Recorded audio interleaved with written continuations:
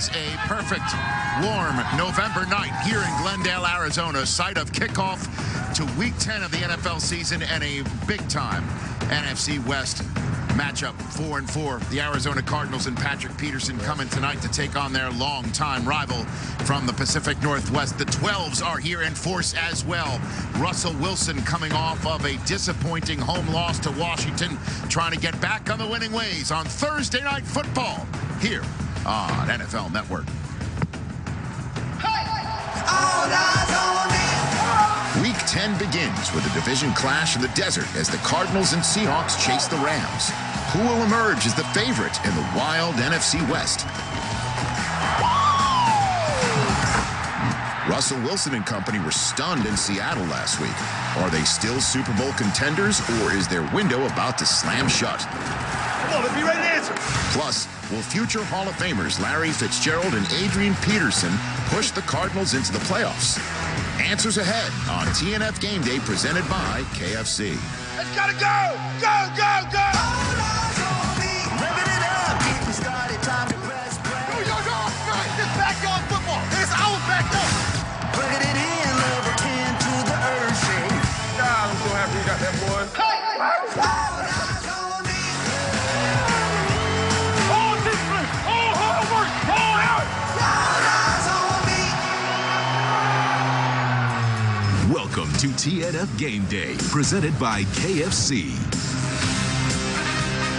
Welcome to TNF GameDay presented by KFC. We are on that big, large piece of property, the Great Lawn, across the street from University of Phoenix Stadium, where we're getting set to kick off the first week of the National Football League season of double digits. It's Week 10 already. It's the time of year where things are getting late early for some teams, and for the team that loses tonight, it might exactly be that time as the 4-4 Arizona Cardinals take on the 5-3 Seattle Seahawks. I'm Rich Eisen. That's my running back right there, my wide receiver at the end of the set, Marshall Faulk and Michael Irvin, Pro Football Hall of Famers, and my man Steve Mariucci in the middle of those two guys. Now, the Seattle Seahawks last 2 weeks, they've pretty much run the gamut from dynamic to disappointing, from that big game that went on tilt between Russell Wilson and Deshaun Watson to last week where they couldn't do anything except try as hard as they might, only to fall up short.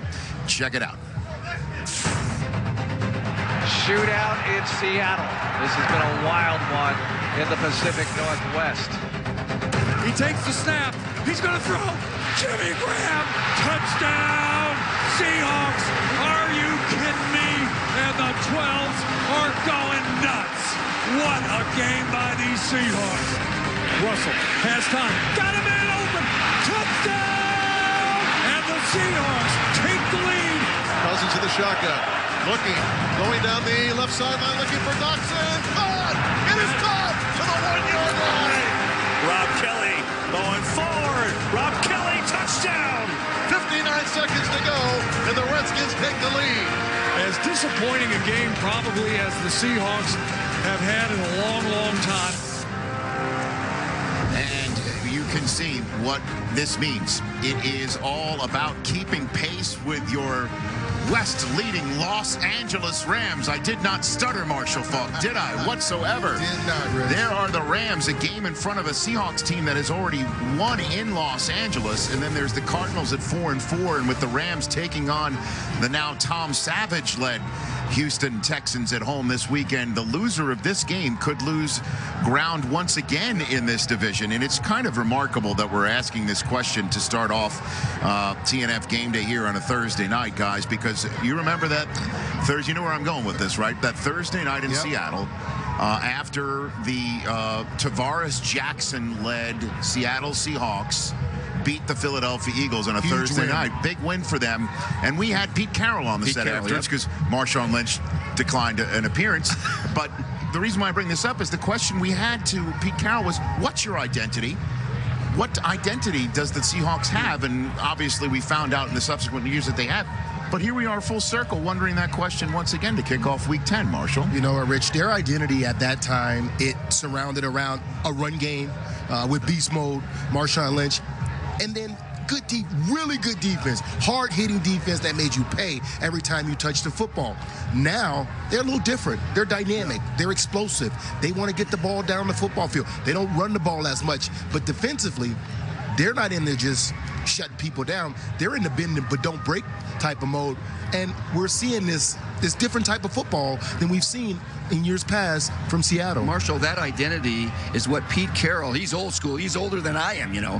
He's old school. He wants that play defense, run game mentality. He had it at USC. He's had it with the Seahawks, and he wants to have it again. He doesn't want to be second best passing team in the league, and keeping with that defensive thought, you know what, let's go to some next-gen stats presented by Mercedes-Benz. They went out, you got Cliff Averill hurt, they went out and got a Dwight Freeney. Dwight is second in the league active players in sacks with 125, and you can see when he's on the field and he only plays 21 snaps a game, their defense has a 51.4 pressure rate. That means he's getting in faces of quarterbacks half the time. That's really special. That's in keeping with, hey, let's keep playing defense. They do have to find a run game, though, Mike. Their identity, their run game is sitting in Oakland. Let's be real. In the moment, Coach, I know you say he's old school and he wants to play defense and run the football. The moment he decided to not run the football in the Super Bowl was the moment he turned the identity from beast mode to Russell Wilson, who's now the total identity of this football team. And it trips with me because I think about it, and I was thinking about it. I said, man, he's taking the same path that Tom Brady has taken. He won his first Super Bowl in a Super Bowl appearance with defense and run game. Now it's all about Russell Wilson on this team. That is his identity. That is the identity. Well, he also has something in common. Tom Brady lost the Super Bowl in that building. Yes, that's last time. Yeah, do a pick. Last pick was here. Yeah, and then the 2007 Super Bowl that the Giants won against the New England Patriots. Not to bring, I think I just brought everyone down. Did I just bring everyone down? Was that a bummer? Well, by the way, great job using an old generation player for next generation stats, Steve. Okay, that was really well done on your part. Thank you. So there's the Seahawks in the hunt right now. Had they won last week to be 6-2, they would be the Rams in the hunt, and or the Rams would be actually a 6th seed right now because the Seahawks would have been in the first place in the NFC West, so things can change quickly for both teams here tonight. Let's send things inside to our NBC friends now that we have turned the page to the Peacock Network as partners for Thursday Night Football. Liam McHugh along with Pro Football Hall of Famer Tony Dungy and Rodney Harrison. Liam? Rich, thanks so much. Well, Michael said it, the identity of this team now has got to be Russell Wilson. And if that's the case, what do you need from Russell Wilson if you're going to be a contender here in the NFC? Well, that is the identity because it has to be. They don't have a running game. Their defense is not what it used to be. It is Russell Wilson. Russell's got to play at an MVP level for them to win, and they've proven it week after week after week. It's not just drop back and throw the ball. It's pressure on him, move around, improvise, make things happen in the fourth quarter. This is how they're going to win, Rodney. I don't like the way they use him because I think eventually he's going to get hurt, scrambling around, running for his life. I think they have to stay more committed to the run game. And maybe you don't have a lot of success tonight running the ball, but moving forward in that latter part of the year in the playoffs, going to Philadelphia, you're not going to be able to drop back and pass the ball 40, 50 times going against teams like that. Yeah, I think Pete Carroll really would like to run the ball and do what you're saying. He can't. They can't win that way. But the problem is this, Coach. When they run the ball, they don't stay committed to running the ball. Then they're rotating all the different backs. If Thomas Rawls is going to be your starting running back, give him the ball 20, 25 times and see what happens. Do you think they can win if they give him the ball that many times? I'm not saying no. But what I'm saying is this. You have to be able to build toward a running game because you're not going to win. I mean, I played in 4 Super Bowls. I played in a lot of playoff games. You're not going to be able to win in December, in January, running around with your quarterback running for his life. Well, when you think about that game plan, they may abandon the run in the fourth quarter if it's tight because of how good Russell Wilson has been. 11 touchdowns, just 1 interception this season in the fourth quarter for Russell Wilson. Let's send it back out to Rich. Thanks, Liam. Appreciate it. So the Dallas Cowboys sitting in the 6th seed right now at 5-3. And Ian Rappaport with the latest of Law and Order DAL. The Dallas Cowboys found out about Zeke, I guess, for the time being, or is this finally going to stick, best you can tell? Rich, this is as close as we have come to this finally sticking. Here's what we learned today Zeke Elliott and his legal team, who had been fighting for an injunction to have him stay on the field while he took the battle to federal court, that was denied today officially, and in the words of the Second Circuit Court of Appeal, the temporary stay was terminated. So that means, as it stands now, Elliott is suspended for the next 6 games. He's going to miss Sunday's game against the Atlanta Falcons. Is not allowed any contact with any member of the Cowboys over the next month and a half, and is allowed to come back before the December 24th game against the Seahawks. There is a small caveat here. Zeke Elliott and his team are allowed to appeal. That appeal is set for December 1st. That is the earliest available possible appeal date. So at the very least, Rich, he is going to miss 4 games for the Cowboys, about a month. So you're going to see a lot of Alfred Morris, who immediately becomes a starter, some of veteran Darren McFadden, and then Rod Smith, kind of a wild card here, who they think could be a third down back. He is lurking in the backfield as well. All right, that's Ian Rappaport with the latest of something that's confounded a lot of fans trying to follow and figure out. Martellus Bennett hasn't been on the street very long at all. Set packing by the Packers yesterday and now picked up by the New England Patriots, who he won a Super Bowl with just last year.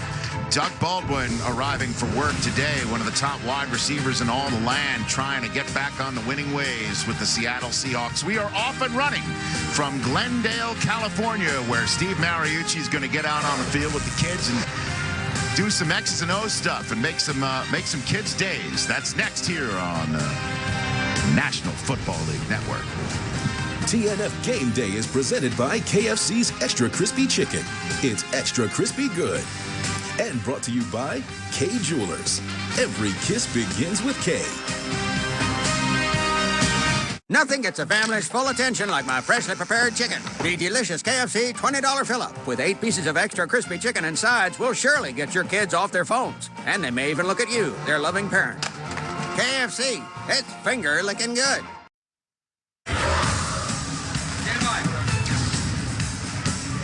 If you're not at home for Thursday Night Football, there's not a problem. You just watch primetime games with NFL Mobile only from Verizon. So we got a bucket challenge involving Patrick Peterson and, oh yeah, is that Carson Palmer out there? Look at him just dropping it in there. The loser has to dress up. Okay, so that's Patrick Peterson going one-on-one here. Oh my gosh. And so Patrick Peterson had to dress up like an elf, and you could see some of these other guys when they lost. It did not turn out very well for them. Look at Drew Stanton looking terrific as a super gal right there. Perfect segue to Steve Mariucci out on the field. All right, thanks, Rich. November, Native American Heritage Month, right? So we have our friends here from Salt River, the Salt River Eagles. Yeah. Season's all over with. Brandon Keith, this guy right here, played for the Cardinals with Kurt Warner. Was he any good? Yes, he was great. He was pretty good. Yeah, better yet. Coach still got a lot. Listen, you look good, this Coach. guy was not a backup quarterback, all right? He was a tackle, all right? In Northern Iowa, too, with Kurt Warner. Yes. All right? So here's what we're going to do. The Arizona Cardinals quarterbacks have this quarterback challenge. They throw it in the bucket and all that stuff, and the loser has to dress up. We're going to do that, all right? So somebody, Michael, Michael can't throw a cat out of the house, so he needs to have somebody that can throw. Go ahead, pick somebody. I got my man right here. He's the quarterback. What's your name? The quarterback. I'm Jacob. Tell the people your name. I'm Jacob Scherz. All right, okay, good for you. All right, I need the biggest guy here. I want, not besides Coach. Come on. Let's go. Can you throw? Let's go. All right. Michael, you ready for this? Yeah, Coach, let's do it, baby. All right. I don't need that card. All right. So here we go. Who's going? You're going to go first. You're the guest. All right. So here's the deal. You put it in the bucket, it's 5 points. Okay, so you go first. Touch the bucket, it's 1 point. Let's go, quarterback. Let's see what you got. Yeah, go ahead. Okay. Let's go. Let's go right there. Oh, okay, it's okay. Okay, let's just go. a little bit Let's over go like ahead. him. Delano!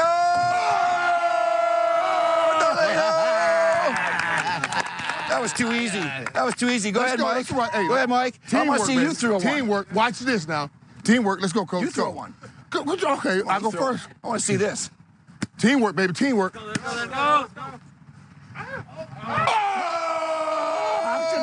Here we go. Yeah, baby. Oh. Okay, that's 1 point. Okay. Listen, you're too good for this. I need somebody else. April, can you throw? Come on, let's go. Let's go, April. Let's go. Oh, come on, QB. Let's get that in there, baby. Oh! Show him how to do it. Show him how to do it. Oh, boy! Oh! Wait a minute.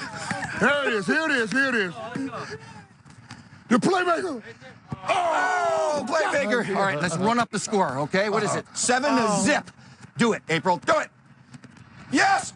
God, I missed that thing, man. 8-0. Throw that ball back here. Is that it? What do you want to do over? Man, that's messed up, man. Okay, you get one throw. Wait a minute, man. Come on, one man. throw. Wait a minute, man. Wait. Here. Watch out. Wait. Yeah, that's too little, too late. All right, come on in here. All Good right, job, everybody. April, way to run up the score. 8-0. Right, so, Michael Irvin, now you are going to get dressed up because you lost the bet. That's it. See you later. Oh, my God, man. Oh, my God. Yeah, Irv's making his way back to the setting. He's about to pay this thing off. Play football and USA Football aim to give kids a safe and rewarding experience on the field at all levels of youth football. High school players, we want to see your best every week. Share your game highlights using the hashtag Let's Play Football, and the best of the best make it into our top high school plays of the week. And here are the best high school plays from last week. Starting right now from Gregory High School in California, Marcelo Longstreth. Move over, Odell. Marcelo Longstreth makes a sick one-handed grab.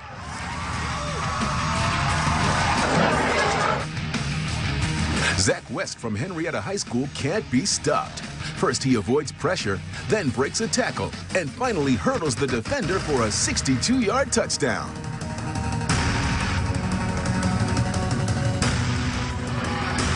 And elsewhere in Texas, the defense can't knock it down. And Zach Baker catches the lucky bounce and runs it in for the score. And the coach of the week is Steve Campbell from Williamsfield High School. He's the Cardinals coach of the week. Coach Campbell used to sling it for the Arizona Rattlers around these parts. Is in his 17th year coaching high school football and his 13th as an HC. There's Bruce Arians right there, the coach of the Arizona Cardinals, needing a win tonight to get above 500 on the season. As you can see, he likes to win games in his division. There is Blaine I guess Blaine Gabbert lost the challenge right there. He's the Tooth Fairy warming up right now.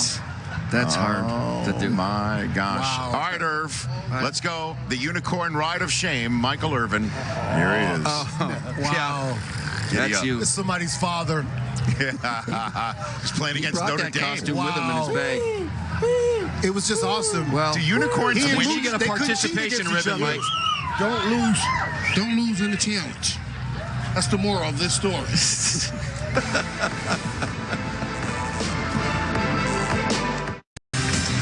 This season, National Football League players are lacing up for charitable causes and sharing stories about the people and issues that inspire them to make a difference in their communities. Please discover the stories behind their cleats and learn about the charitable causes that players across the NFL are passionate about at NFL.com/mycause.mycleats.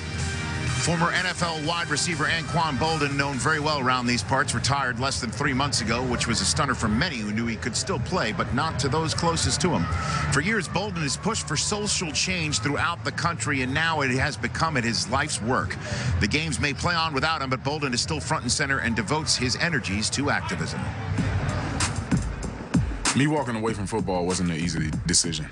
I mean, I've been playing organized football for over 20-something years. Anquan Bolden! You got a long night ahead of you, playboy. But I've always said that if I felt like God just put me here on this earth to play football, then I got cheated. There are a lot of people, color, black and brown people, that are really affected by our criminal justice system.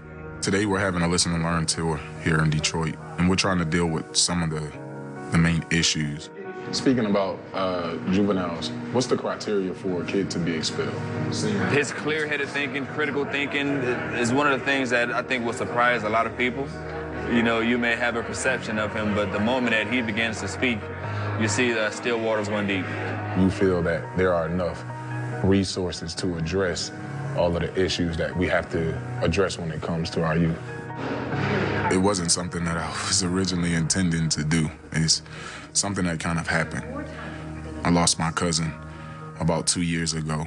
at the hands of a police officer after he broke down on the side of the road. You can hear it. He was on the phone with roadside assistance. Oh, as he got shot? As he got shot. For me, that started my road to activism, is to try to see that everybody is really treated equally.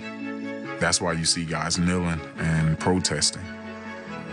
But I think the NFL is doing a great job of listening to its players. There are a lot of owners who are getting behind their players.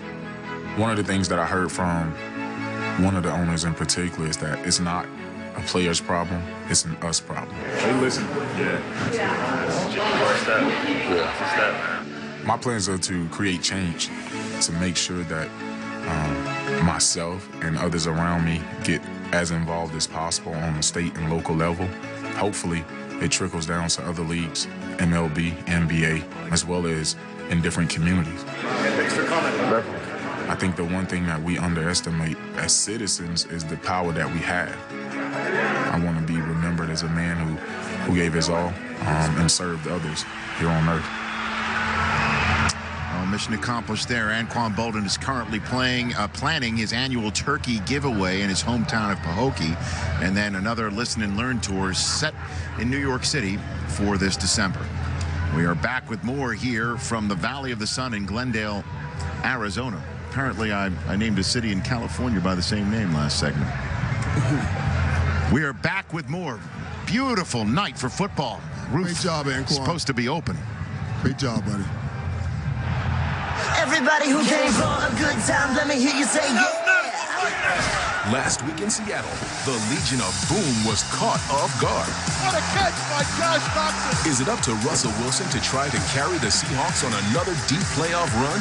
The touchdown! Amazing! Meanwhile, as this Legion of Boom looks to make a statement, how will Adrian Peterson and Larry Fitzgerald attack the vaunted Seattle defense when TNF Game Day, presented by KFC, returns? You ready for some Thursday night football? Yeah. NFL Network. Well, let's get it then. Perfect, right? Football on a Thursday night. Bright lights shining heavy. I see the NFL Network inside. I mean, I can't think of nobody better if we're talking names. Who's better, man? Than Michael Irvin and Marshall Faulk from the Hall of Fame. That's right. And they co-signing with Rich Eisen and Mooch. That's Mariucci if you ain't got it. They knowledge sharp as they suits. So when it's third and long, this show is more than a good call. The network for the NFL. Thursday night football. Game time.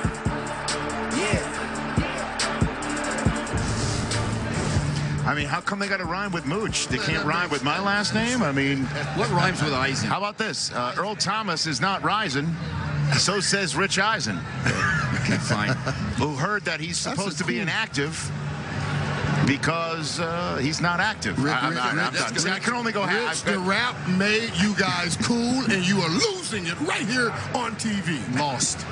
It's gone. Lost. It's gone. It's Cynthia gone. Freeland take it away on the game theory on Russell Wilson tonight.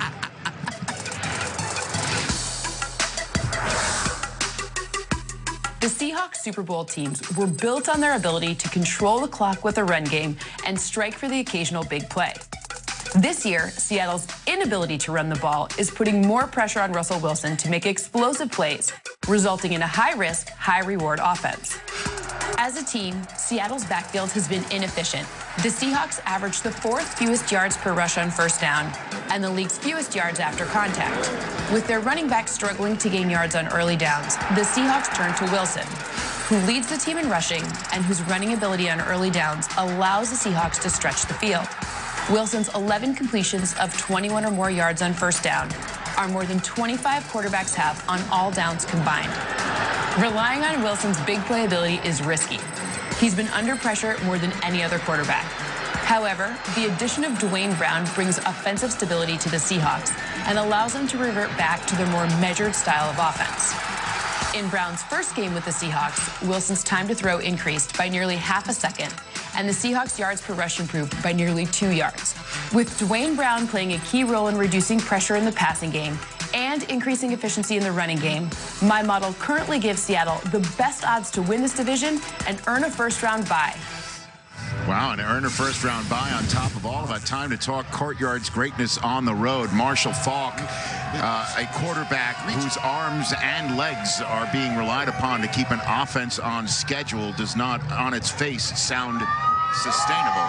We are talking about Russell Wilson. He does have Doug Baldwin.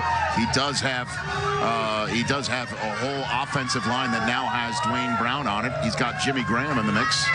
What do you think? Do they have enough to surround Russell Wilson? I don't think they have enough, Rich, and then I don't think they do enough in the running game. They don't run the ball a lot, and when they throw the ball, let me show you some of the problems that they have when they want to be just a straight drop back team. This is a four-man pressure right here. I mean, you got three guys getting pressure on Russell Wilson, and they always keep a spy. And then you bring the fifth guy. You bring the fifth guy, you're getting home. Like Cynthia said, 38% of the times they're bringing pressure. He's been sacked 18 times this season, and this guy is elusive. I mean, he's made more people miss, or the number would be higher. They're middle of the pack in sacks only because Russell Wilson's ability to not only make guys miss, but create big plays when he make guys miss by throwing the ball down the field. Yeah, he is magic, man. He's getting out of trouble. They're second in the league in passing the football because of this guy's ability to extend plays. But that's not going to get him very far, because just because he's leading the team in rushing, no team, Mike, has made the playoffs or the championship game by a quarterback leading. You add Dwayne Brown, and now all of a sudden this Thomas Rawls guy's got to step up. He's good in the passing game, not just with screens and checkdowns, but he can run some routes, and he's good in the run game. He's got to stay healthy and on the field. They don't have a lot of yards, like Cynthia said, after contact. You got to break some tackles here, get the guy out in space and let him do his thing. But this team needs to run the football more often, like you said, Marshall, and more efficiently if they want to go deep into the playoffs. You said it, Coach. They don't have a lot of yards after contact. You know, you got to get him in space to run the ball, and that's not what we know. That's not the food that Seattle has served us for so many years. That's not the meal. The meal was a Marshawn Lynch beast mode type of run that set an attitude on offense and set the attitude on defense, and said we were going to play physical football, and they don't have that asset anymore. You can get the yards, but you're not getting it the way he used to get it. It's just it changes your identity when you become a pass-first team. Well, Russell Wilson's only thrown one career interception against the Arizona Cardinals in the number of times that he's played him, and it was in his rookie debut, his absolute career debut, when he threw a desperation heave at the end of the first half that got picked off. So he's had greatness on the road and greatness at home against Arizona. As for the Courtyard Greatness on the Road Player of the Week every week, check it out starting Monday morning on NFL.com/GOTR. The Seahawk fans are here in full throat. We've got Petersons all over the place in the Arizona Cardinals on offense and defense. Back with more from the University of Phoenix Stadium and the Great Lawn in a moment. TNF Game Day is brought to you by Courtyard, official hotel of the NFL. And by Pepsi, welcoming you to the fun doesn't end zone.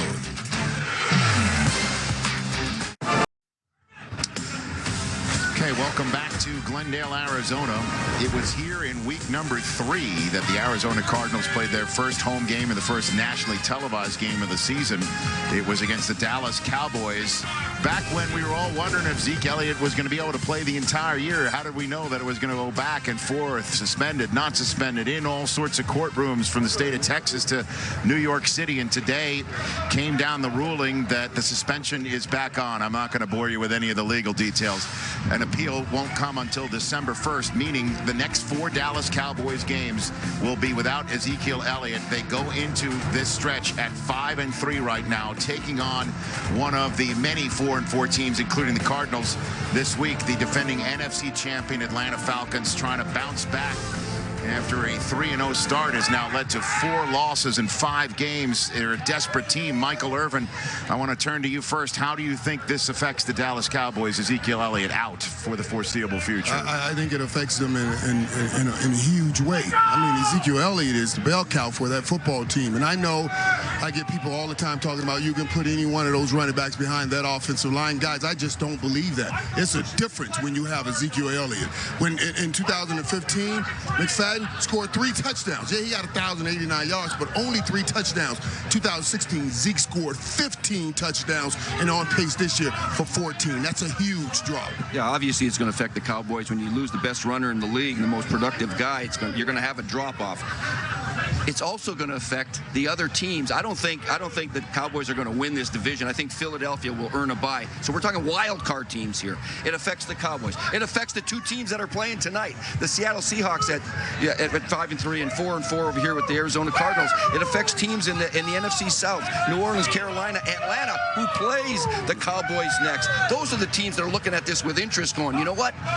We can be that wild card team now. Maybe Dallas doesn't get it. Are you saying that it affects them in that way, that now they just lost their opportunity to win the division? Because they still had 2 times to play Philadelphia with Zeke, and you can possibly still win the division. Now without Zeke, that's a tougher task. I don't think they can win the division anymore.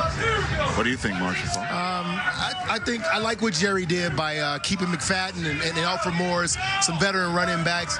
But I think more than anything, this is just a great opportunity for Dak Prescott to step up and carry this team and start being the reason why they are winning games. And we'll stop saying if they don't run Zeke, they can't win. Now, him and the receiving core, they have to take over this team. But Zeke covers a lot of things that we get going on defense too. You know, now understand what you're asking Dak to do now. It's not only lift an offense, and he's the youngest guy probably on that offense, and learn up and do all he has to do there. Now it's also cover for the defense. Don't score too fast. Don't do too much, because you put them on the field too much, and that's just a tough task. But it's a tough task all around. It's part of the process of becoming that kind of quarterback in this kind of league, that he has to mature into that playmaker. They still have to run the football, though. Let me give you the bad news. The next 6 games, it looks like you're going to be missing your great runner. The good news is the 6 teams that they're playing, guys, there's only one, Philadelphia, that's good at stopping the run. The other 5 teams are in the bottom half of the league. The Alfred Morrises and Rod Smith they're going to have some success running the football. Well, that's the first time somebody's mentioned Rod Smith during this segment. He's from the Ohio State as well. And there's a lot of, as you know, down in the Metroplex, a lot of whispers about him being a 3-down back, just like Ezekiel Elliott coming off the campus of Columbus. He's going to get an opportunity here. Yeah, they like him a lot right now in Dallas. They like what he's doing. And you guys see, McFadden been inactive all the games. He hasn't had a chance to get on the football field. And I think that's because they like Rod Smith. I hope they do like him, because we are about to see him. So I hope you were not just lip servicing us, because now it's time to show for real. This is it. I mean, like I said, it gets late early for a lot of teams. They're 5-3 right now going into their second half of the season, which it looks like they're going to play 3/4 of that second half, if you want to do the math with all the fractions, without number 21 in the backfield for the Dallas Cowboys. Jimmy Graham out there in the University of Phoenix Stadium. Seahawks coming off that home loss to Washington in the NFC East to make them one of the many 4-4 teams. They're trying to avoid a loss tonight. Cause I've already hit the low. Fitz goes up and makes the game-winning catch. Larry Legend does it again. Wilson, room, Diving for the goal line. Touchdown. Peterson's heading for the end zone. Touchdown. I'm Dan. The Bucket List is brought to you by KFC, because no matter what year it is, fried chicken and football are a winning combination. Sports. Chicken. Wait. Sports chicken.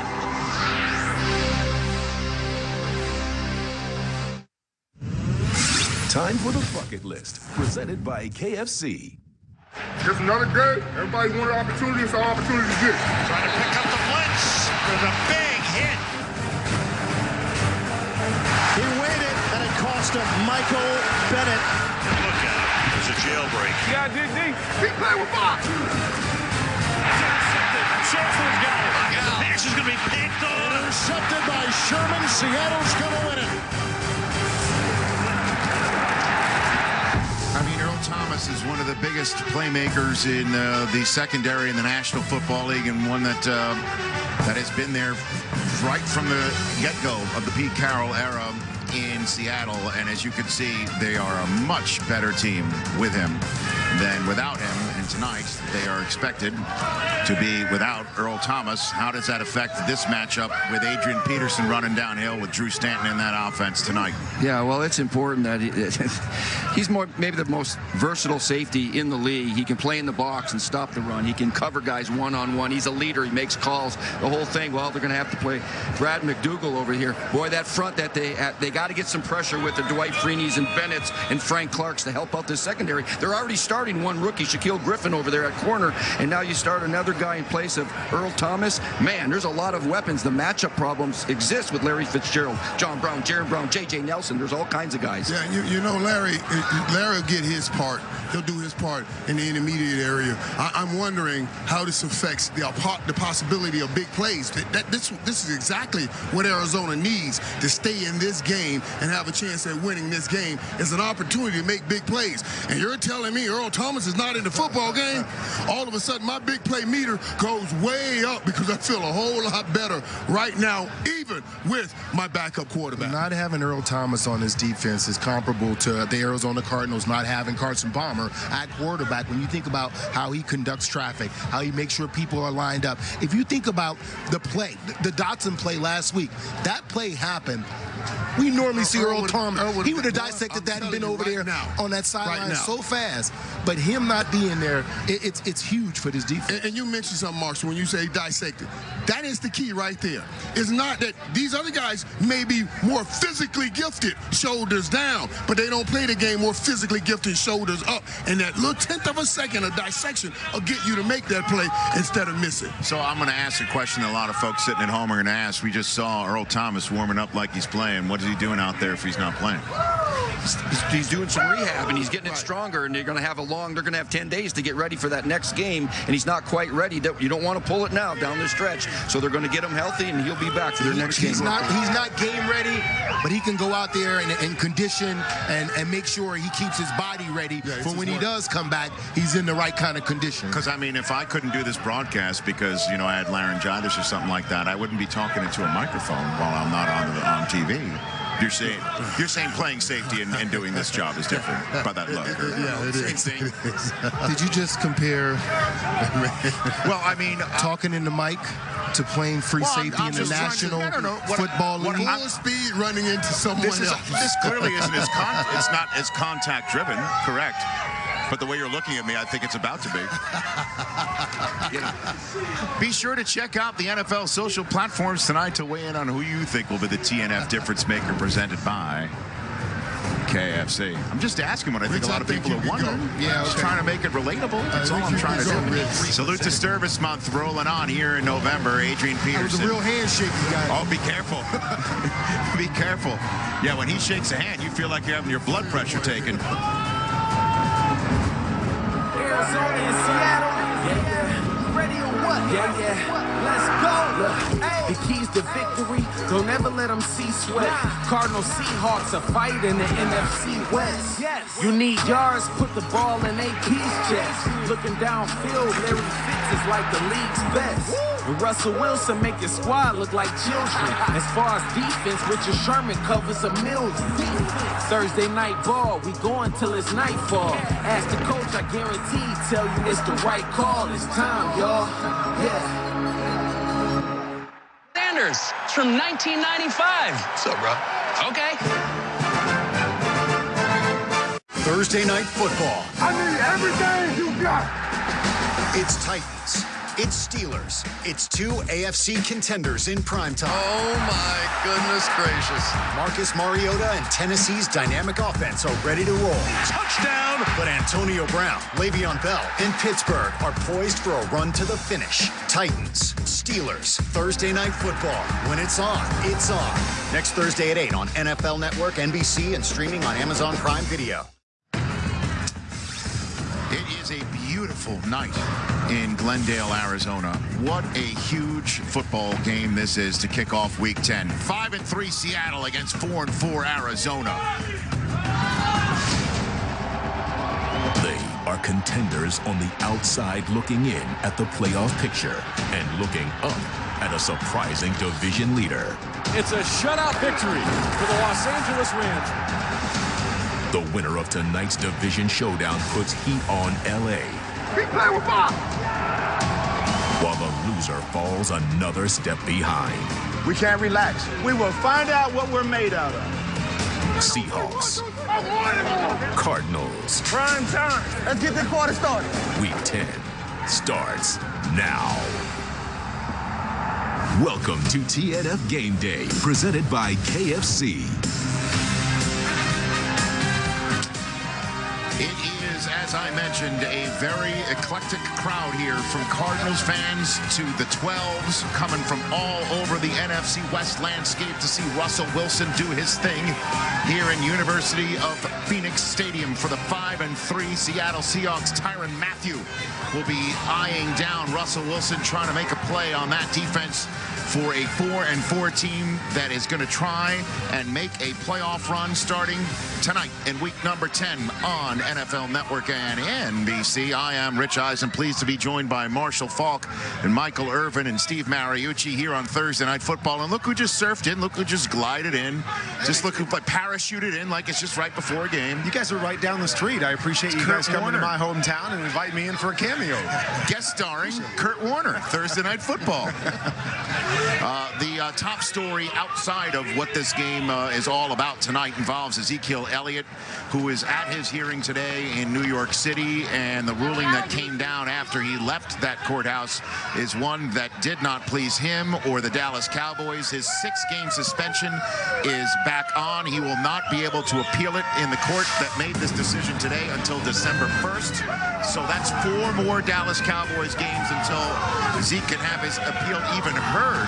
So the 5-3 Cowboys are without Elliott for the foreseeable future. They're taking on the 4-4 Falcons coming up this week, one of 5 4-4 teams in the NFC, including the Arizona Cardinals, who are sitting there in 3rd place behind the Seahawks by 1 game. And then there are the leading Los Angeles Rams at 6-2. Heather Cox will be on the sidelines for the game tonight and joins us right now from inside the stadium. Heather? Hello, Rich. Now, from a personnel standpoint, the biggest question heading into this game was whether or not Pro Bowl safety Earl Thomas would be able to play. He's been dealing with a lingering hamstring issue that kept him out Sunday, and it will keep him out tonight as well. So Bradley McDougald will replace him for the 2nd straight week. Cardinals head coach Bruce Arians told us that Thomas makes such a difference to their defense that Arizona actually drafted up 2 different plans for their passing game, one with Thomas in the lineup and one without. Now on offense, the Seahawks are still searching for a running game from someone other than quarterback Russell Wilson, who at this point is their leading rusher. Running back Eddie Lacy is out tonight with a groin injury, so Thomas Rawls is expected to get most of the carries, with head coach Pete Carroll telling me he loves him and that this is Rawls' chance and that he thinks he'll have a huge impact tonight. Rich? Well, he's going to have to go yard for yard with Adrian Peterson, who I would proffer to say this, has got a chip on his shoulder. Okay? Now, I'm going on a very thick limb when I say that, but okay. The season started with him on a nationally televised game on the worldwide leader in his old house, and he was doing the death stare on Sean Payton. He now has a new lease here. He just came off of a career game in rushing yards with rushing carries, 37 of them, for crying out loud. Larry Fitzgerald has a window closing. You know all about that. Kurt Warner, I ask you, this Cardinals team, along with the rest of the NFC West that is not, winless, which is the team to beat in this division, do you think? For me, Rich, it's all about consistency. And now it's hard. Seattle has really owned this division. They've been on a great run. But when I look at consistency, I look at the Los Angeles Rams. This is a team offensively that's only been under 20 points once this year, only held under 27 points twice this year. So they continue to do great things offensively. And Marshall, a lot of comparisons to the greatest show on turf. What I love that the Los Angeles Rams are doing is they're putting their players in positions to use their skills in the proper way. And I'm just going to show you one example right here. Tavon Austin, a guy they signed to be an outside receiver, he doesn't have to be that anymore. Now you got him in the backfield. You fake, you flip it to him on the outside. They're using him in ways that play to his greatest strengths. Right now you got him in the slot. Watch, we're going to motion him back, and we're just going to run the toss sweep right here. But we're finding ways to use number 11 where we don't stick him on the outside and make him an outside receiver where he doesn't excel. One more time here. Well, I love this one. We're going to throw the screen, and then we're going to flip it back to Tavon out of the backfield. But very innovative in what they're doing, and they're taking the different guys. He reminds me of Oz. You know, Oz, we used him in special ways, you know, that applied to his skill set, and they're able to do that with all these great weapons. Sean McVay's doing a wonderful job there. Everybody gets excited about the offensive game plan. Every week, you guys have been on there. I've been on a team like that where when guys come in, just like the Rams have right now, Norv Turner came in. Everybody was excited to see what plays are in for them. And you do that, man, you get that. You get great practice, and it carries over on the football field. That's why I like the Rams. I love the diversity in offense. I love the way they are having fun playing. For me, that is the team to beat in the West. And usually when we talk about it, we always say to be the best, you got to beat the best. And the Seahawks, they've been the cream of the crop in the NFC West. But I'm going to go out on a limb and say the Rams, in just the consistency, as you were saying, how they play. When you watch them play, you say, boy, this team looks good cohesively. When they lose, it's a game that they should have won or could have won. And on defense, I'm going to say Wade Phillips is doing a great job at bringing that defense together. They're starting to play better and better. Offensively, what Jared Goff has done from year 1 to year 2, Sean McVay I'm telling you, the way we talk about Bill Belichick using players and their skill set, he's doing that on offense. Yeah, the Rams are the surprise, the greatest show on surf. That's the surprise story of this. We knew they would be pretty darn good. They had all those first-rounders on defense and then these young girlies and guys, but they're putting it together, and Sean McVay's getting my vote for Coach of the Year, even though I don't get one. But guys, let's remember, the Seahawks are the bad boys, all right? Yep, Pete Carroll's team has won this division 4 years. They've beaten the Rams already. They got more Pro Bowlers than anybody in this division by far. They're undefeated in the division. Yes, they're inconsistent. That's the only thing that bothers me a little bit. Heck, only Tom Brady has more passing yards than that guy, Russell Wilson, right now. So in my mind, they're still the team to beat at 5-3. They win this game. They close the gap a little bit. The next time in Week 15, they play the Rams at Seattle. Boy, is that going to be a big one. In this 15-year history, 8 times they've walked away champion. But you guys have all gone through. I had to go through it with Philadelphia and then San Francisco. Is that one team that you're going to see every year that you have to overcome? I know you guys had to overcome San Francisco, and I think the Rams have to overcome Seattle, and they can do that. They should have won that first game. Cooper Kupp dropped that last-second touchdown that would have won the game. They should have won that game. And one thing I want to say, too, that I love, Bruce Arians did here, guys. When Bruce Arians said, and this is the play on Cooper Kupp, right here, we know Cooper Kupp doesn't drop these drops. That's the game winner right there, and they win the football game. He doesn't drop balls. That's just a mental thing right there. We got to we'll beat Seattle. We'll get over it. But I love Bruce Arians. You see what he did, Rich? You talked about that death step. He said today, he said this week, no, I'm going to run. I got to run Adrian Peterson. I don't want him to grab me on the sideline and beat me up. He's using it to his advantages. Right. Like, AP, you my guy. And if we could put up the standings one more time, the NFC standings, if you wouldn't mind, if I just call that audible, call that Omaha on the air, if you will. If you put the standings up, the Rams are going to earn this division if they win it, because as you can see, that's the NFC West standings. In terms of the NFC standings, the Eagles, the Vikings, and Saints are all division leaders with the Rams right now. They're all on the Rams schedule from here on out, starting with the Houston Texans coming up this weekend. Now, as for the Cardinals, if Carson Palmer was healthy, would we be talking about them as a team to beat? Is that the reason why we're not right now, do you think? I believe it is. You know, when you look at this league, we always talk about it. It's a quarterback-driven league, and so you look at this team, and they're running the football better. They're dominating the line of scrimmage. They're still playing pretty good defense, but you look at the quarterback, and you go, but they've got a backup quarterback. You look at Jared Goff. You look at Russell Wilson and the way they're playing. It's hard to jump on that bandwagon because of the backup position, you know, at that most important position on the football field. So tonight's going to go a long way, though. If they can win this game, and they can find themselves with the same number of losses as the Seattle Seahawks and knock them down a notch, people are going to start talking about the Cardinals. But I thought a couple weeks ago, Carson goes down, I thought it was over for this team. I'm amazed that they're still in the mix right now and have a great opportunity tonight. Well, it's entirely possible that both Carson Palmer and David Johnson come back healthy in time for this year to make some contributions. It appears to be a long shot as we're getting set for game. Drew Stanton, get on the run, baby. Don't give it back. For this game between these two teams in week number 10. What back? That job. Okay. Well, okay, that's what you're saying. I have to give it back to Liam McHugh right now, if you don't mind. Okay, you got it. Okay, Liam, take it away. Yo, don't get back the job. Rich, thanks for sending it over here. Tony Dungy, Rodney Harrison. We heard Kurt talking about Drew Stanton. Yes, he's a backup. He's had success as a starter, though. Rodney, how would you use him here tonight?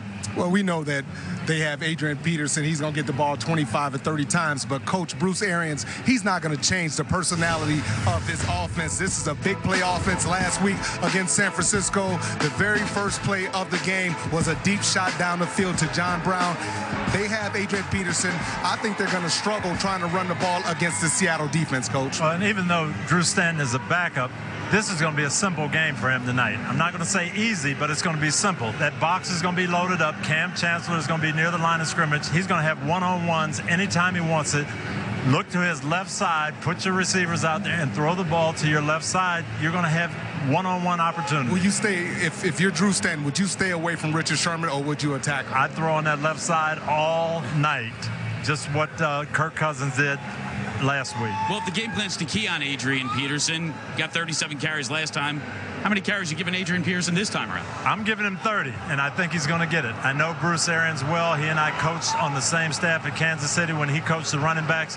When he had runners, he ran them, and that's why Adrian Peterson is here, not to be a decoy. Well, despite all the fourth quarter losses from Seattle's defense, they're going to come in, focus. I had a chance to talk to some of their guys. They're going to load up that box. They're going to stop them. That's their #1 priority, Bobby Wagner told me. Drew Stanton put it best, though.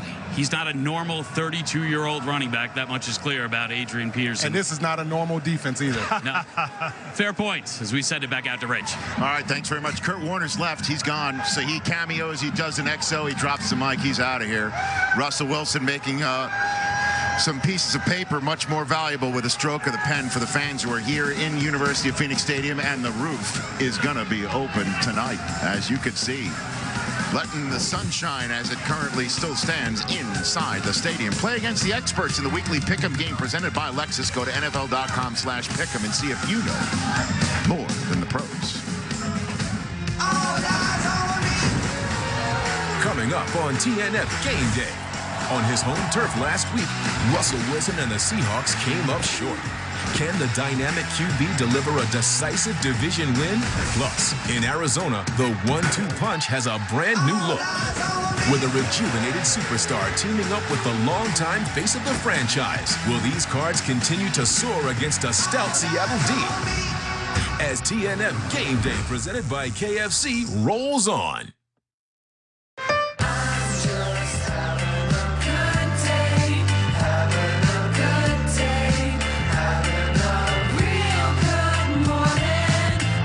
Good Morning Football, tomorrow at 7, live on NFL Network.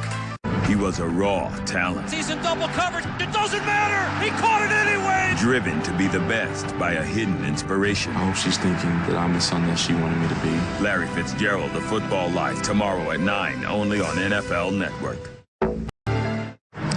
Always awesome to walk by the Pat Tillman statue that's right out here outside of University of Phoenix Stadium and the surrounding area. It's great to see. If you ever come by here, please stop by there and make sure. And a reminder that it is Salute to Service Month. Each year, the NFL and its 32 teams have come together to support and salute all members of the service industry, veterans, active duty service members and their families. Since 2011, the NFL has donated more than $17 million to its military nonprofit partners, including the Pat Tillman Foundation, TAPS, USO, and Wounded Warrior Project.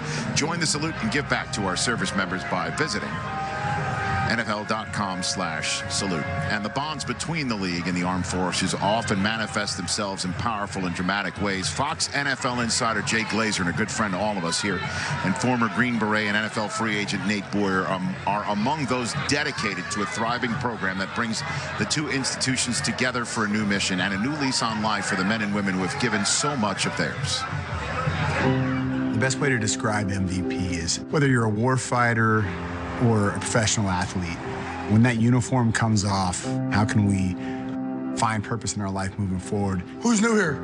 Every week we come together, veterans and athletes, and we train together. So every time you throw a punch, it comes right back to your face. No matter what, it comes back to your face. Afterwards, we sit down on the wrestling mats and we open up to one another. We connect with each other and realize that we aren't alone and we go through these problems together. Every single week that I come to MVP, something is said here in this circle. It's out of bravery and humility and courage, something that I don't feel like I can say. I think I was more scared walking into here than I was going into Iraq or Afghanistan because of the fact that I knew that I needed that new beginning.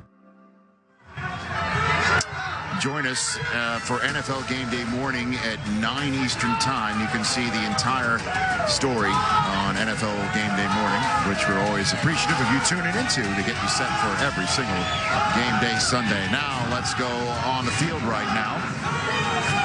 Michael, what do you see right there? We're starting with my homeboy, and it seems like I'm saying this every week. This dude is from Fort Lauderdale, went to Ely High School. I remember meeting him just in high school, and I knew then this was going to be a bad boy. He is just purely one of the best cornerbacks in the National Football League. Well, one of the great players on this Seahawks defense, Michael Bennett. You know what? He spends a lot of time in the opponent's backfield. He's tied for 5th in the National Football League with 10 tackles for losses, and he leads his team with 6.5 sacks. And expect a lot of pressure on Drew Stanton tonight. And here's another team leader on the field and certainly off of it. There's Doug Baldwin making his first Pro Bowl last season out of Stanford, and part of the performances that he had last year to get in the Pro Bowl against Arizona. 13 catches, 171 yards, and a score. Those were career bests for him. The matchup nightmare of the night, Jimmy Graham, 4-time Pro Bowler, 4 touchdowns in the last 4 games. This guy has to show up big tonight for Russell Wilson and the Seattle Seahawks. Well, the Seahawks defense has been doing it still. I mean, we were talking at the outset of this program about the identity of the team. There's really no mistaking what the identity of the Seahawks defense is. They are a scoring machine when they can turn the team over, and they can also keep people off the board. As for the Seahawks offense, it really hasn't been going very well, with the exception of Russell Wilson doing it with his arms and his legs. He's heaving it left and right more than ever before. And as you can see, in terms of his rushing performance, he's being the running back pretty much as well as the quarterback. What about the game plan tonight, Marshall? You know, I want to see, I expect Russell Wilson to come out and play well. I want to see how he's going to handle the pressure. You know what the Cardinals are going to do. They're going to get after him. And with Russell Wilson, there's a couple of ways most quarterbacks handle the pressure. You throw the quick game, right? You block it up. But with Russell Wilson, he has an added dimension of using his legs to get free. And he will run the football, but most of the time, he's trying to remain that passer, Mooch. His eyes are down the field, and boy, he can convert some third downs, and he can make some touchdown throws when he's on the move. He is dynamic when he gets to moving in the pocket. He really is dynamic, and I expect him to be great because he's a great player. Just Tom Brady has more passing yards per game than this guy. Still, he leads the team in rushing. Are you kidding me? And he's playing against the team in Arizona's defense, 27th in scoring defense. We saw C.J. Beathard last week go up and down the field against Arizona's defense, but they hit him 16 times. So I expect Russell Wilson and their play caller to be moving him around. Get him out there so he doesn't get hit 16 times like last week's quarterback. His elusiveness would be an advantage to him against that defensive line, and his ability to run would be a huge advantage against that secondary. When you got guys like Patrick Peterson, Tyrann Mathieu, you like to play man coverage because you know you got the guys to play man coverage. That means everybody's turning and running with the receivers, and there's guy Russell Wilson. This is not the game for him to try not to be. I'm going to say that again. This is not the game for him to try and not be the leading rusher. He may very well be the leading rusher this game with all of the man coverage. Unless it's Thomas Rawls' time to finally shine. Remember how he earned his nickname Supercuts before he broke his ankle a couple years ago. I mean, he really was a dynamic rusher in this offense, and it's a total different offense if he can provide that sort of stout running. It is, and it gives them another option. And then when you put the play action together with Russell Wilson's ability to throw the ball down the field and run the ball out of it, it's so hard to stop this offense. But I'm going to tell you, I've been a running back with an offensive line who was struggling to protect a quarterback. It's hard to run block because you're working on all the pass protections.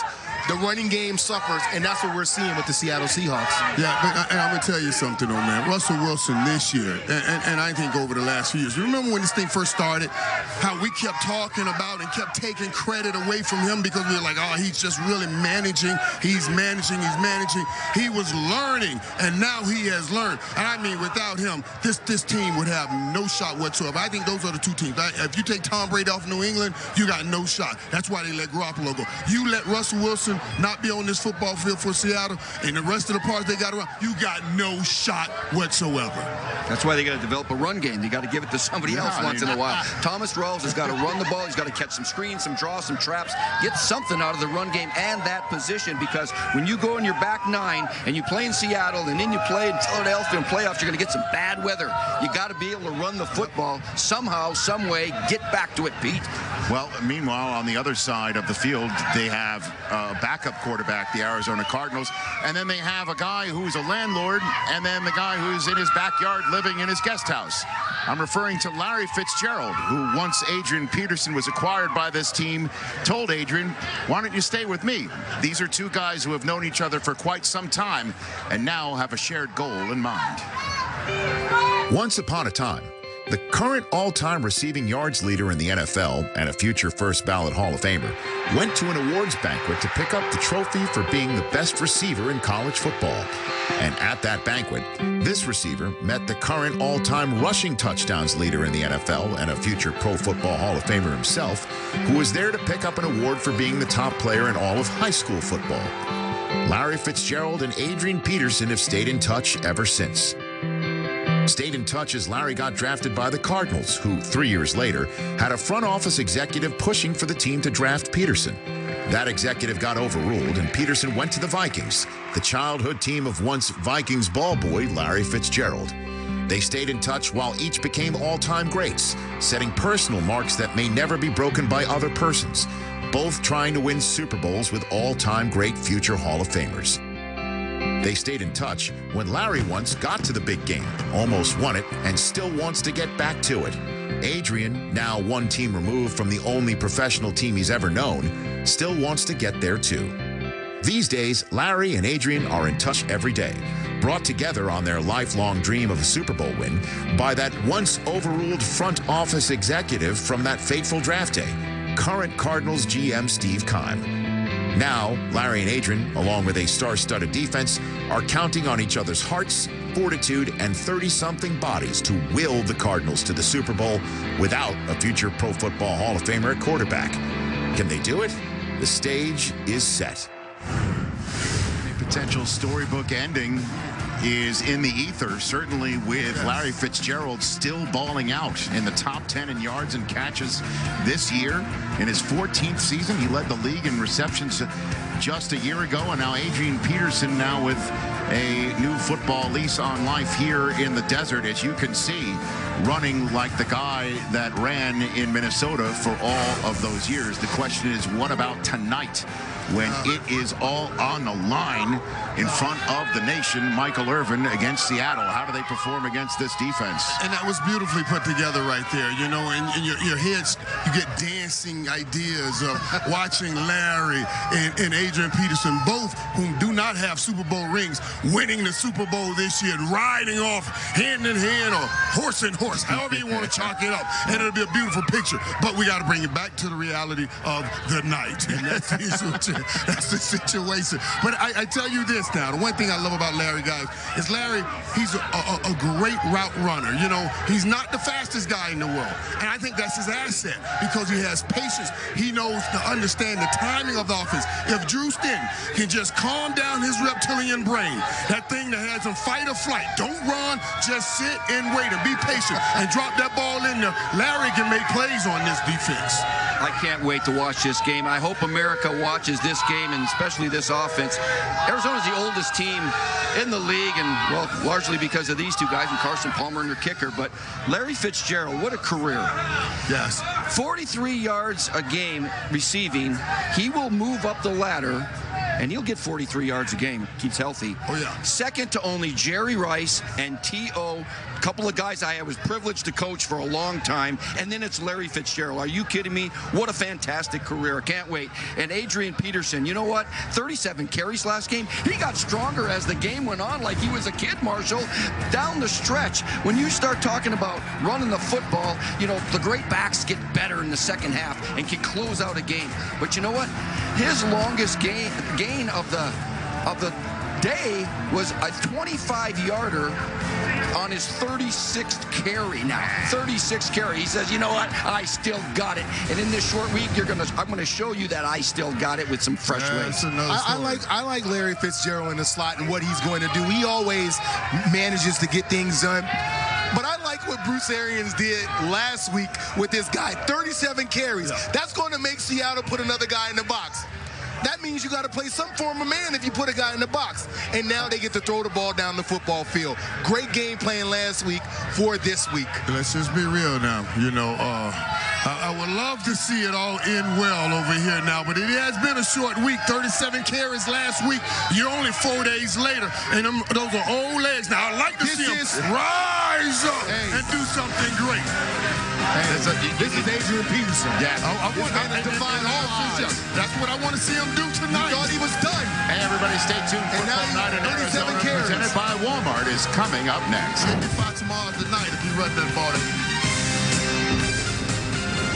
TNF GameDay is presented by KFC's Extra Crispy Chicken. It's extra crispy good. And brought to you by Verizon, the best network and the best unlimited. Nothing gets a family's full attention like my freshly prepared chicken. The delicious KFC $20 fill-up with 8 pieces of extra crispy chicken and sides will surely get your kids off their phones. And they may even look at you, their loving parent. KFC, it's finger-licking good. NBC Sports, home of the Olympic Games, the NHL, Premier League, the NASCAR playoffs, Primetime's #1 show, Sunday Night Football, and Super Bowl 52 on NBC. Week 10 of the NFL season begins in Glendale, Arizona. Russell Wilson's Seahawks are 5-3 at the halfway point, just 1 game ahead of the Cardinals and their new star, former MVP Adrian Peterson. They are 2 of the most dynamic players in the game. The quarterback, whose magic has carried the Seahawks. Wilson back to pass, throwing over the middle. Touchdown! What a play. Russell Wilson has done this time and time again. And the 32-year-old running back, Peterson. He's got the first down and more. Who appears revitalized since arriving in Arizona. Adrian Peterson's heading for the end zone. Touchdown, Cardinals! Looking to propel their teams to playoff runs. The Seahawks will win a thriller here today. Seattle and Arizona in an NFC West showdown on Thursday Night Football.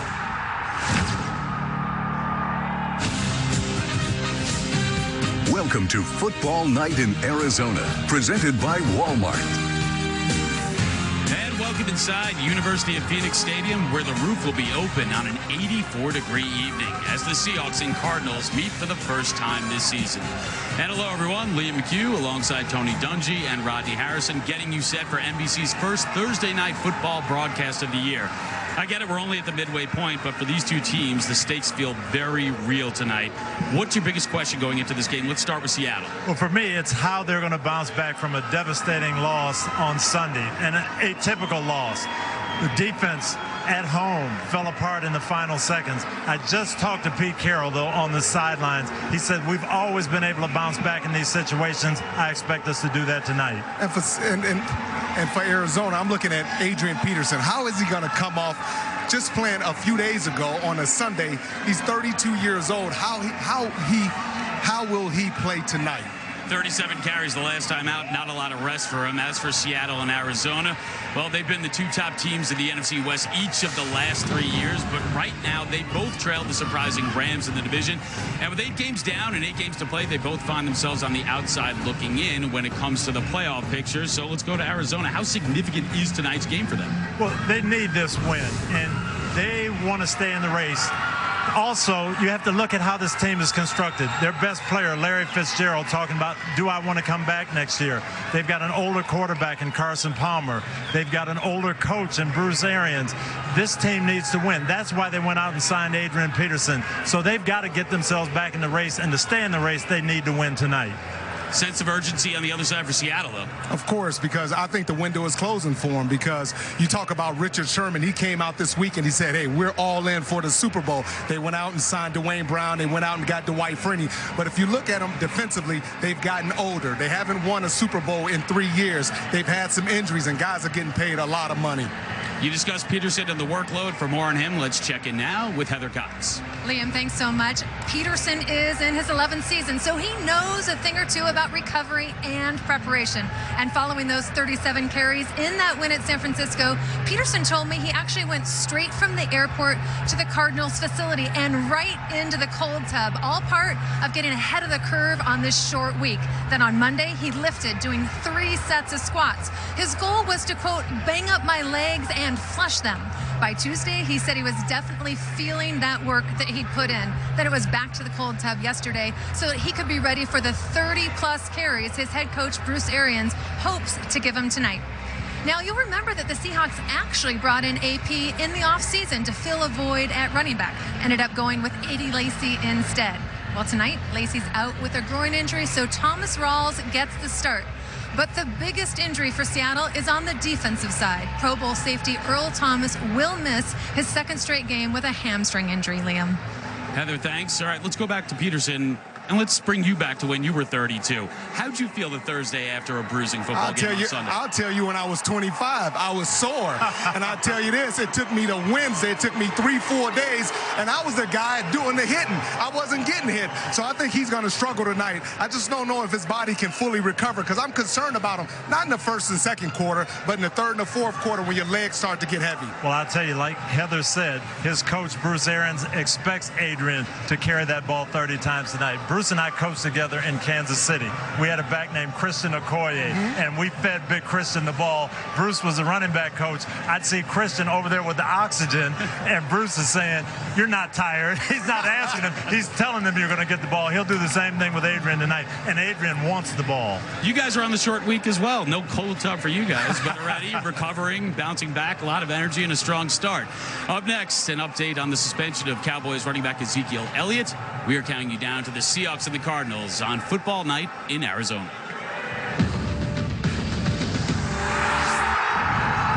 Wilson rolling to his right for a touchdown. Adrian Peterson's heading for the end zone. Touchdown, Cardinals. The Seahawks defense is going nuts. He's in. Touchdown. Seahawks. A little razzle-dazzle. Larry Legend does it again. The Cardinals win. Did you hear the roar?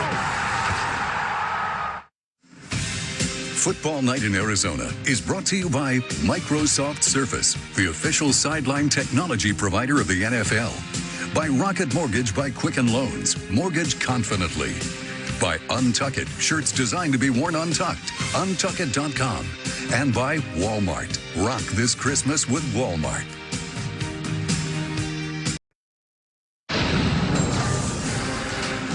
Third and 5 for the Giants. 1:16 to go. Back to throw. The rush.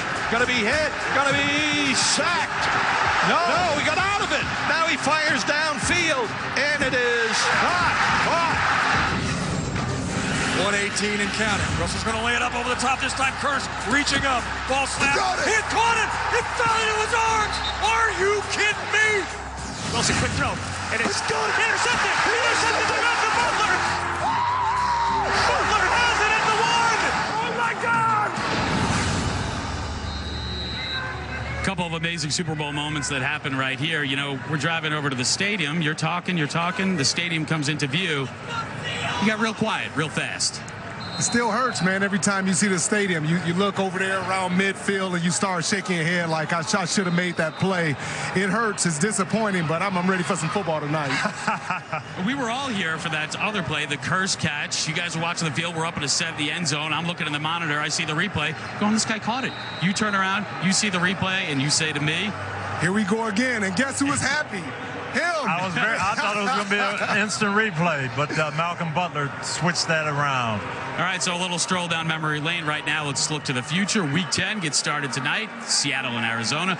But another big story from around the league today involves Ezekiel Elliott. For more on his suspension, let's go out to Rich Eisen and the NFL Network crew. All right, Liam, thanks very much. So the Cowboys are 5-3, getting set to take on the defending NFC champion Atlanta Falcons, who are 4-4 and are hungry for a win. And Ezekiel Elliott's day in court in New York City did not go as he hoped. As he walked in, he thought maybe, just maybe, he could still play football over the next several weeks, but he comes out, and moments later, he and the Cowboys learn that his 6-game suspension is back on. He will not be able to appeal in front of that court until December the 1st, meaning there are at least 4 games to his suspension that he's going to serve starting right now. Dallas currently the 6th seed, and the Seahawks could leapfrog over them by a half game with a win tonight. The Eagles atop the NFC on a bye week at 8-1.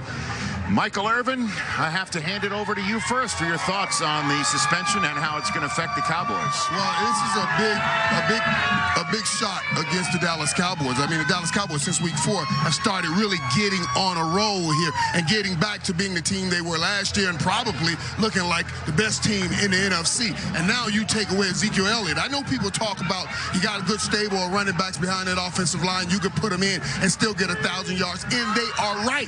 But it's not just the yards. It's the touchdowns. In 2015, Darren McFadden only got 3 touchdowns. In 2016, Zeke got 15 touchdowns, and he's on pace to have 14 this year. The last 5 weeks, this Cowboy team has been dominating in the run game. That's Zeke, and that's that improving offensive line.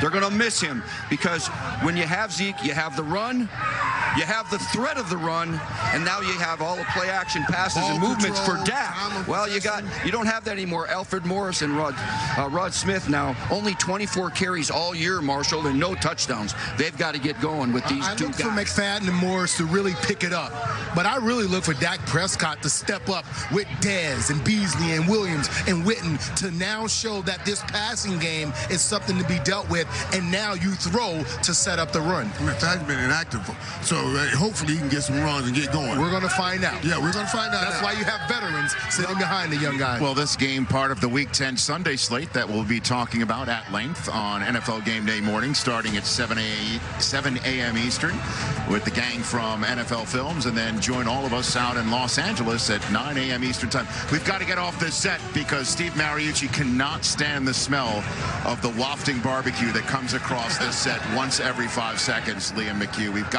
got to get this man something to eat.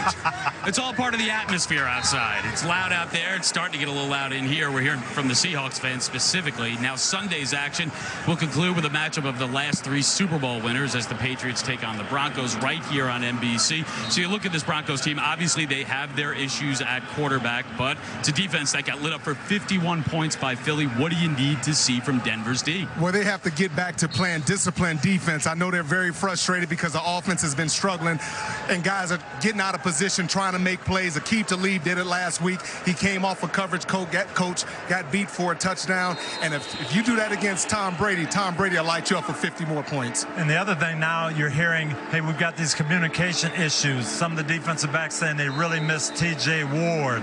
And, you know, T.J. is not there. Why are they talking about a guy that's not even there? That's the thing that concerns me. We're just a little bit past the midway point of the season. Why are you even mentioning T.J. Ward? Yeah, he's not coming back. Big picture, how big is this game for Denver? Oh, it's huge. 4-game losing streak and, you know, not playing well on defense. They've got to get back. They've got to win the game. You hate to say must win, but this is a must win for Denver. All right, that is to come on Sunday. But tonight, a crucial NFC West matchup between Seattle and Arizona. And up next, Peter King travels to Scotland for a round of golf at the Old Course with Larry Fitzgerald. You're walking on a course that's 500 years old. Yeah. It's not lost on me. You have to take in consideration everything that's been accomplished here and how many years it's been in play. That's really what blows you away.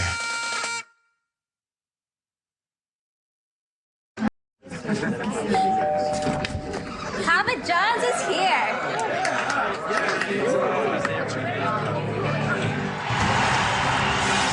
Back in Arizona for the Seahawks and the Cardinals. Now, over the course of his 14-year career, Larry Fitzgerald has amassed some staggering numbers.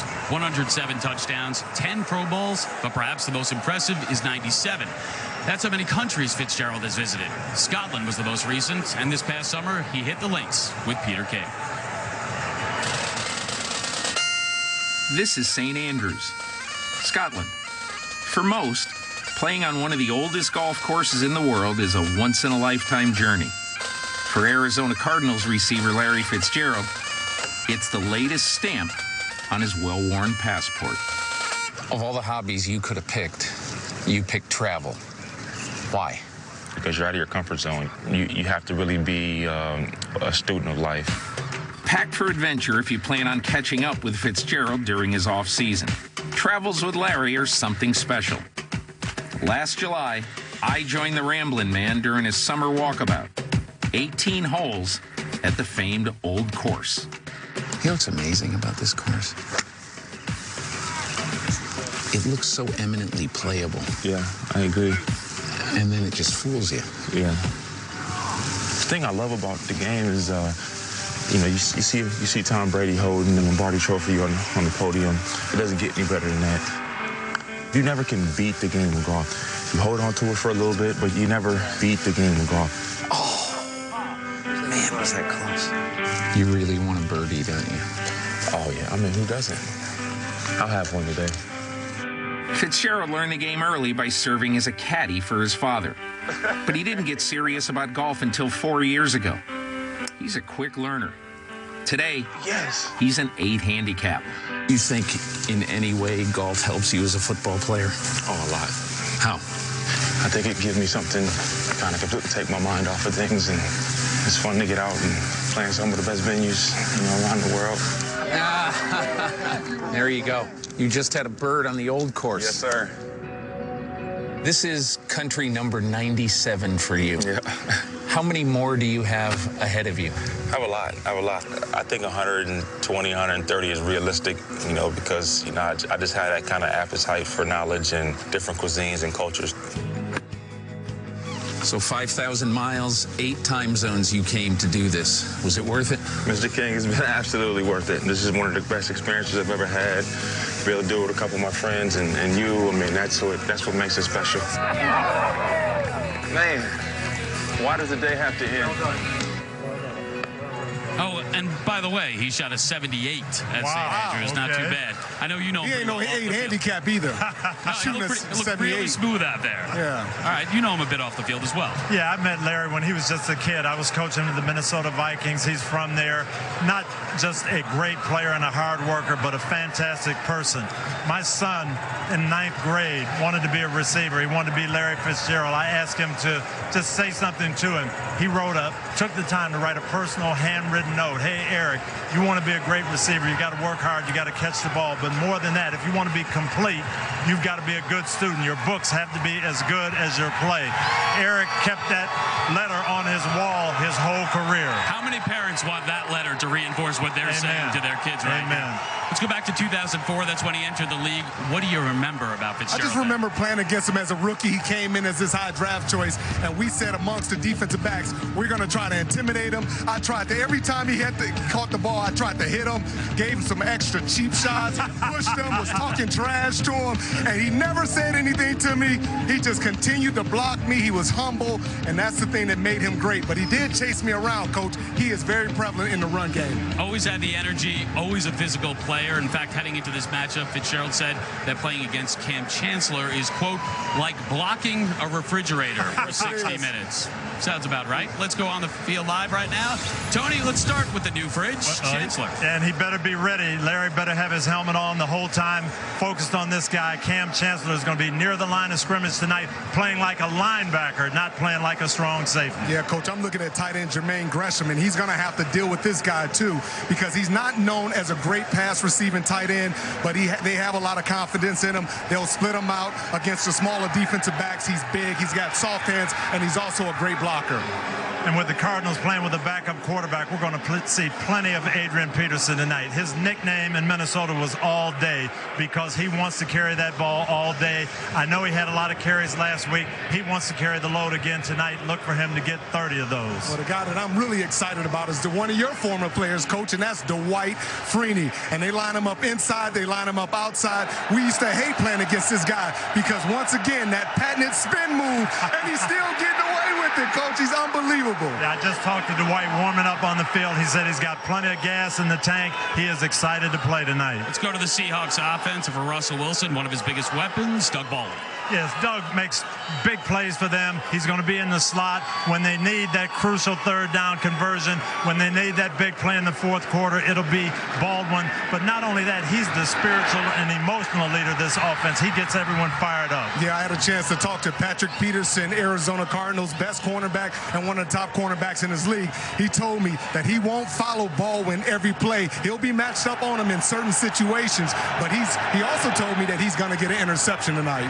Yeah, they expect, these defensive backs expect the ball in the air. Peterson is going to look to make plays tonight, especially on Baldwin. You're calling Peterson one of the best corners in the league. Tyrann Mathieu, he says, anytime I'm healthy, I feel like I'm the best defensive player in the NFL. Well, how do you view him? Well, the first thing you have to do is you have to find him because he's the smallest defensive player on the field. But he's very versatile. They'll play him deep. They'll play him over the tight end. They like to play him in the slot. But their defensive coordinator told me that he's going to blitz a lot to try to contain Russell Wilson. And when he blitzes, the guy Russell is going to look for is Jimmy Graham. He is going to be the matchup problem against man-to-man blitzes. They expect that to come. The Seattle Seahawks are ready for it, and it'll be getting the ball to Graham. He's got 4 TDs his last 4 games. We're watching the playmakers, but you're surveying the scene here. What'd you notice? I like the confidence of the Seahawks. We talked earlier, how are they going to come back? Every single player that I talked to, calm, knowing what's on the line, but feeling very confident. Well, I looked at their kicker, Blair Walsh, and he hit everything from 25 yards, 35 yards. He made it look easy. He looked like an all-pro kicker out there. But it's easy to do it in warm-ups. Can he do it when the pressure hits? They'll need that. He missed 3 field goals last week. Now, as you know, Saturday is Veterans Day, and the Cardinals are honoring former defensive back and U.S. Army member Pat Tillman, who was killed in Afghanistan in 2004 by placing roses at his statue located outside the stadium. Tillman was inspired to serve after 9/11, and the Pat Tillman Foundation is among the causes supported by the NFL's Salute to Service. You can learn more at NFL.com/salute.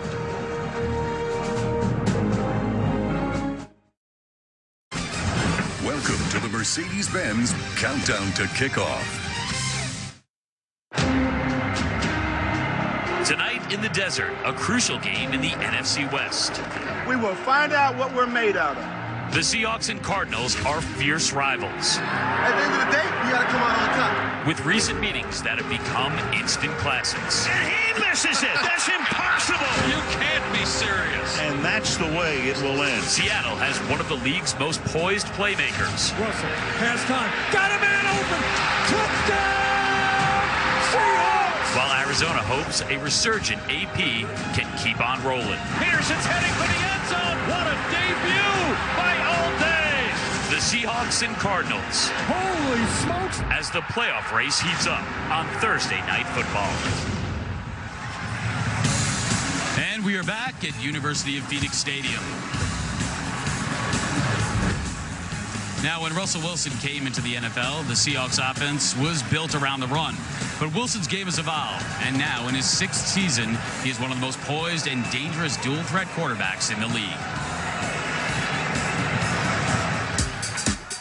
It will be Russell Wilson, of course, heading things up under center. The best word to describe Russell would probably be clutch. Wilson back to pass, throwing over the middle. Elusive. Poise. I think he handles the game really, really well. You just never know with Russell. He always does something amazing every game. What a play. Russell Wilson has done this time and time again. He brings the best out of me because he's so athletic. He's so gifted. He's a cerebral football player. Russell Wilson with a beautiful rainbow. Good work right there. If there's anybody that ever doubts about Russell, what he can do, I mean, there's no limit.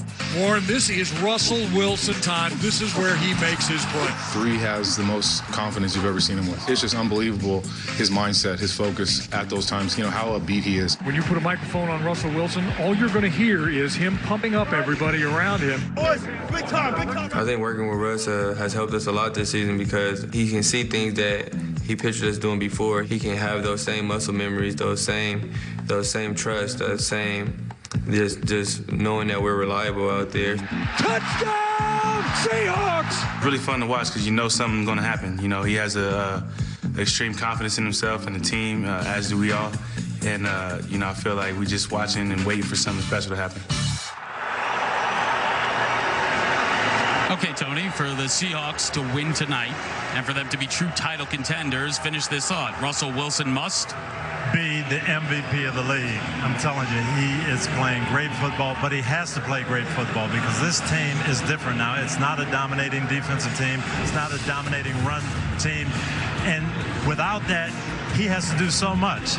And in the fourth quarter, big play situations, improvising, he just has to make it happen, and he's done it time and time again for this team. I don't like the way they're playing him because I know it's exciting, I know it's fun to watch, but he takes entirely too many hits. And the one thing that we've seen over the course of the last 2 or 3 years, these quarterbacks are getting hurt when they scramble. Cam Newton, Marcus Mariota, all these guys that are scrambling quarterbacks, I believe they have to run the football. And even if you don't have success tonight, run the football, try to keep the defense honest, so when you go to Philly in maybe January, you can't drop back and pass the ball 40 times. But you know, you're saying it's fun to watch, it's exciting, but it's also necessary because they aren't able to do anything else. That's why he's scrambling around. Just at least try to run the ball, Coach. Coach thinks they don't have any other choice. As for Wilson, he leads this team in rushing yards, and that revolving door at running back, it continues.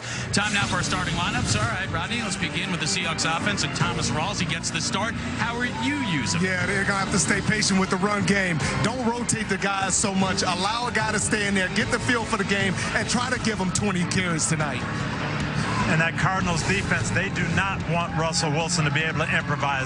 All the talk is pressure. Get after him, and that's going to be Carlos Dansby and those linebackers blitzing, making plays, taking it out of Wilson's hands. I'm looking at the Cardinals offense, and I'm looking at quarterback Drew Stanton. I know even with Adrian Peterson, this is an aggressive offense. Bruce Arians wants to throw the ball down the field. This is the first play of the game last week. They're going to be aggressive tonight. And for the Seahawks defense, the focus is stop Adrian Peterson, and that means Bobby Wagner. I talked to Bobby just a few minutes ago, and I told him I was going to predict 15 tackles. I said, is that high or low? He said, that's about right. Now the Seahawks sacked Kirk Cousins 6 times on Sunday, including 1 by Wagner that went for a safety. Football night in Arizona continues after this.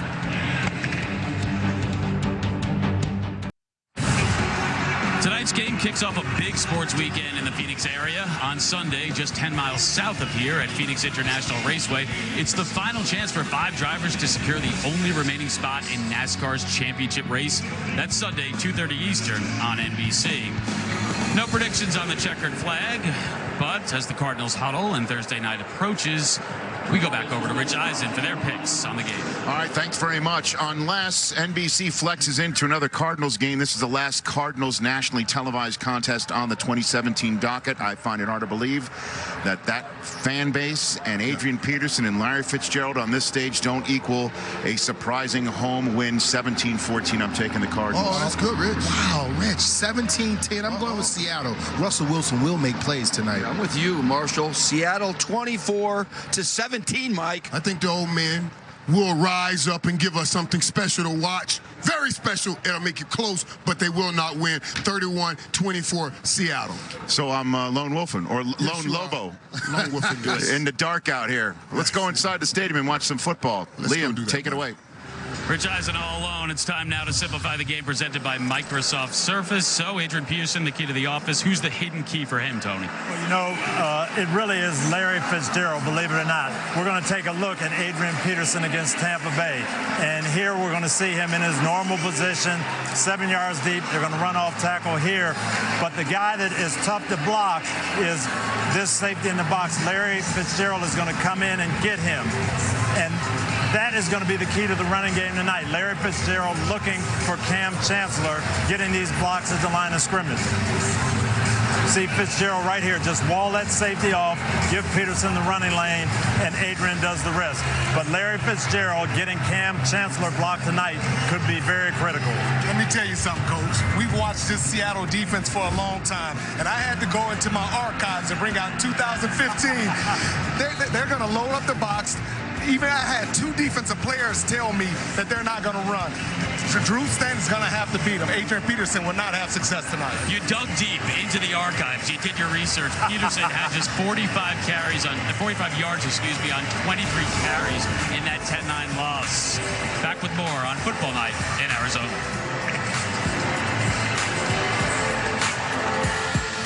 Simplify the game. Presented by Microsoft Surface, the official sideline technology provider of the NFL. We're counting you down to the Seahawks and the Cardinals. You guys have been walking around the field talking to players and coaches. What'd you learn? I talked to Tom Moore, my old offensive coordinator with the Colts, who's now with Arizona. He told me in his 40 years in the NFL, he's never seen a running back like Adrian Peterson. He is ready to carry the ball 30 times a night. They're going to feed him. Well, we saw Adrian Peterson. You was with me, and I walked up to him. I said, you're not going to be able to run the ball against this defense. He says, probably not, but guess what? We have to take some shots down the field in order to open up the offense. Well, he's part of our cover, too. The big questions. How do you stop Adrian Peterson? Well, Seattle has the perfect personnel to do it because they can get into a 4-linebacker unit without substituting. They'll drop Cam Chancellor down, play him like a linebacker, try to turn the ball back to Bobby Wagner. I expect Wagner to have a bunch of tackles tonight. All right, containing Peterson on one side, Russell Wilson on the other. So Week 10 begins now with a crucial NFC West matchup between the 5-3 Seahawks and the 4-4 Cardinals as they meet for the first time this season. Mike Tirico, Chris Collinsworth, and Heather Cox will have the call. Enjoy the game. This has been the Mercedes-Benz Countdown to Kickoff.